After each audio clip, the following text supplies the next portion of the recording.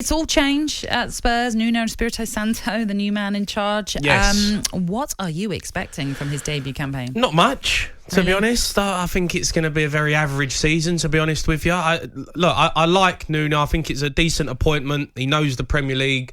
I liked watching Wolves when he had his team fit. He lost Jimenez last season to injury, which really killed them.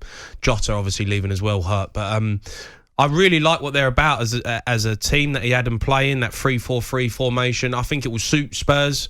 I think it's something different, and I think he'll stick with that formation this season, which, the Mourinho, we chop and change too many times with the formation and the back four, back three. It's too many changes, and it just didn't have no sort of cohesion with it. But the problem we've got, Nat, is it doesn't matter who you bring in as manager. The players... there's too many players there that need to go. The squad needs a revamp. The problem is it's not going to happen now because of the Euros, because it just money. Spurs are just not going to spend it. I just can't see us having a great season because it's the same squad of players that everyone's been going on about for the last 2 years that needs changing and needs revamping, and it's still not going to happen. So I think top 6 will be good.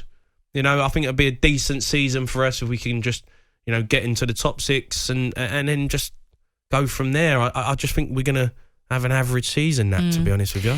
You do have European football to look forward to with the Europa Conference League, the inaugural. It's going to be a sellout. Well, I mean... It's interesting to see how this new league will work. And is it interesting? Well, are you interested by it, Nat? It's not necessarily something I'd be rejoicing over, perhaps. But then again, I support a team that's never been in Europe, so maybe I would be. I don't know. But it's a new competition, isn't it? And it's a chance to, again, maybe it's an extra pull for some players. I'm trying it. I'm trying my best. No, I'm trying my best for you, UEFA. It's not working. Where's Spurs? Do you want to come and play in the Europa Conference League? Well, but Arsenal have no European football. Good. Okay, right. I think they prefer that. Well, maybe you're right with this new league coming up. But all right, let's move on from that because I can't win. Can't change your mind on that one in any way. Harry Kane, what's going to happen with him? Look, I mean, as much as he might want to leave and as much as teams might come in for him, I think Daniel Levy has set an amount of money, which he's saying is around 150 million quid. And I just don't see anyone paying that sort of figure, especially at this moment in time. Pep's come out and said it's too much. They can't afford it. I just can't see teams being able to afford him. I think you're going to end up seeing teams go for Lukaku or Haaland.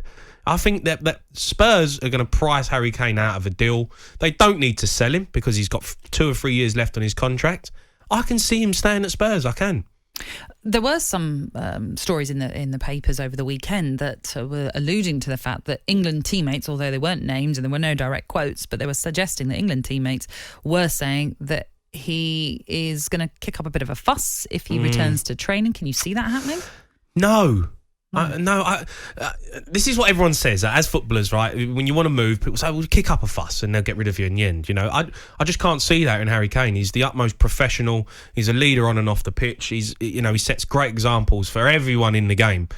I just can't see him being that player who's going to start kicking up a fuss and not come into training and not turn up and just down tools. I just don't think he's that guy. I think he'll try and he'll want the move and he'll want it to happen. But if it doesn't, I still think you're going to see him turning out top performances for Spurs. And again, there was talk of a gentleman's agreement as to the reason why he wants to leave. There's no gentleman's agreement. Well, this is what I'm asking. Is that such a thing in football? No? Absolutely not. Absolutely not. How many times I've shook people's hands and say, yeah, let's get it done, and then you don't hear from them again. There's no gentleman's agreements in football. It's sign on the dotted line, get it done, or it ain't happening. Yeah. All right then. Okay. Harry Kane, as we're talking, I should say, still very much a Tottenham player. talkSPORT Breakfast with Laura Woods, Monday to Wednesday mornings 6 till 10 on AM, on DAB, via the talkSPORT app and on your smart speaker. talkSPORT.